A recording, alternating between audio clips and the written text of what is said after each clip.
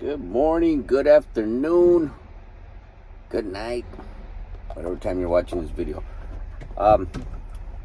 So I want to talk to you guys about the importance of signing your raycons.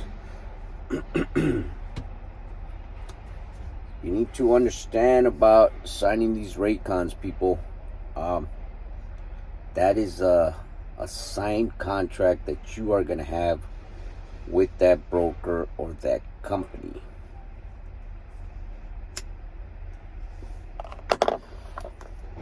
By the way, the menthols.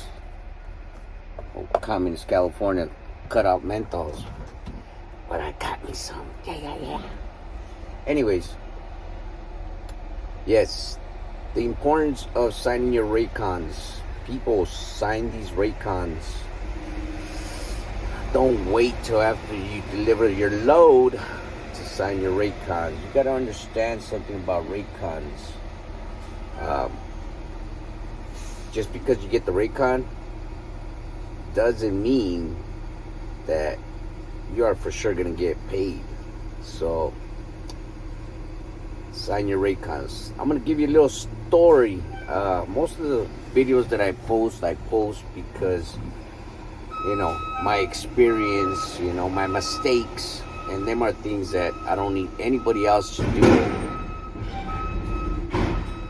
I'd rather for you guys to know than to wonder and then to fail.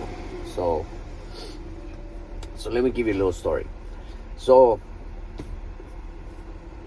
I know someone that grew with this one broker. Let's just say RXO, okay? It wasn't RXO, but RXO went through the similar trend, or XPO. Let's say XPO. They went through the same transaction as this other broker did. But it wasn't XPO, but I'm just putting an example out there. We're going to say it was XPO. So this person started growing with this broker. Why? Because this broker, you know, had a lot of freight coming out of the ports. So as this guy started growing, you know, he started buying more trucks, you know. I don't know how many trucks he had. Let's just say he had 12 trucks, 13 trucks. He had 13 trucks. So this broker was sending his company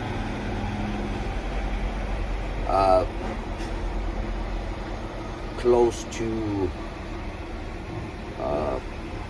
what did he tell me? I think it was close to 30 loads a day, if not more, right?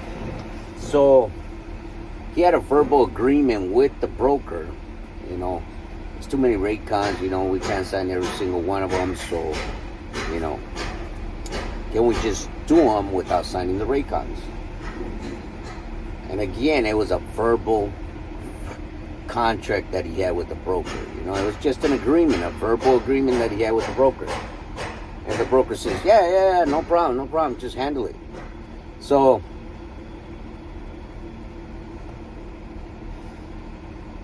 he started doing that. He would get bundles of raycons.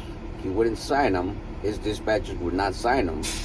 And he would just dispatch the loads out. Well, I know you guys remember XPO went to that transition of going from XPO to RXO, right? Well, and again, this is not XPO that did this to him. You know, it was another broker that was going through the same transition. So he went net 30, right? As far as his pay. And I was working with a broker as well, right? So 30 days go by and he doesn't get paid. So he calls the broker and he tells the broker, oh, it's just that we're going through that transition, you know, but you will get paid. Now keep in mind, he's getting all these loads daily, right, for all 13 trucks of his. if not more.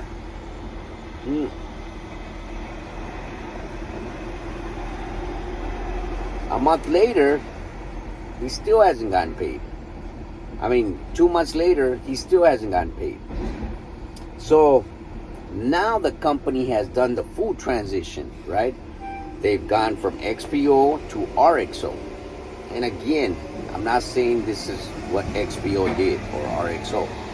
We're not talking about this broker, but this other broker was doing the same transition. I don't want to name them because I work with them. They're real good, and I like them. I've made some good relationships over there. So 60 days later, he's still not paid. Now, the original brokers that he was working with, they got fired. So he was assigned a new broker. So when he calls in, he talks to the broker, and the broker tells him, wait a minute. You claim that you did these loads, and I do see evidence that you did do these loads, but you never signed the raycons. And so he tells him, look, I had a verbal agreement with the other broker, this and that and that and this.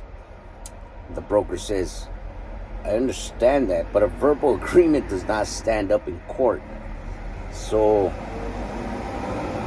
since we don't have a signed agreement that you were supposed to do these loads, we can't pay you. He is suing them. I don't know. I don't know if he's going to get paid. But let me tell you what happened to me with the same broker, right? And again, it's not XPO. It's not XPO, but it's a broker that was going through the similar transition. They were transferring all their stuff to a different corporation name. So we were working for the same broker. But my wife, she's real good. She's real good at what she does. As soon as we get our raycons, she signs them. She assigns drivers to them, and she makes sure that the drivers have that load on MacroPoint, right? Because we all know most of the mega brokers, they use MacroPoint. God damn it, this sun is just hitting my face.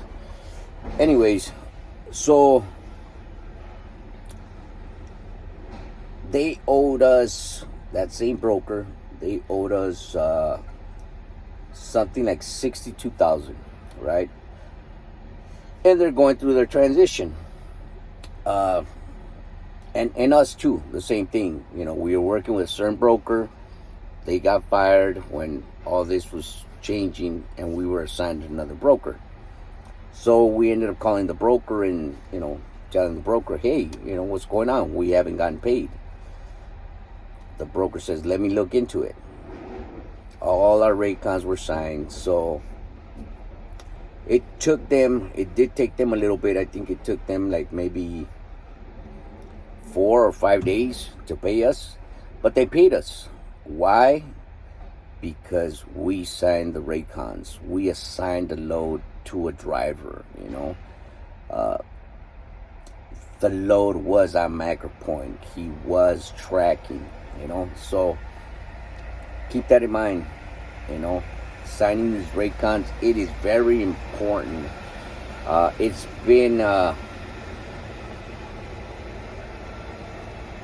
want to say 6 or 5 months, and homeboy still hasn't gotten paid, because of course they're gonna drag it on. And their biggest fight that they have on their behalf, the broker, is the carrier didn't sign the raycons. Even though he's got proof of him delivering these loads, he still didn't sign the raycon. So guys, ladies, keep that in mind. Very important. Sign your raycons. Sign your raycons. And if that broker does work with MacroPoint, assign a driver to them, you know. Make sure that driver stays on that macro point, because all of this will be looked at by the broker in order to get you paid, you know. So don't make that mistake of making a verbal agreement with the broker and not having it on writing, you know. Get an email, you know, get something on writing from that broker. That way you can have a backup, and you have proof of whatever verbal agreement you guys had. All right, so just wanted to give you the heads up. And again, I try to make these videos on my personal experience, you know, the mistakes I've done, so you guys won't do the same mistakes, you know. So hopefully this video was helpful to somebody. If you're out there driving, drive safe, be safe. We'll see you guys on our next video.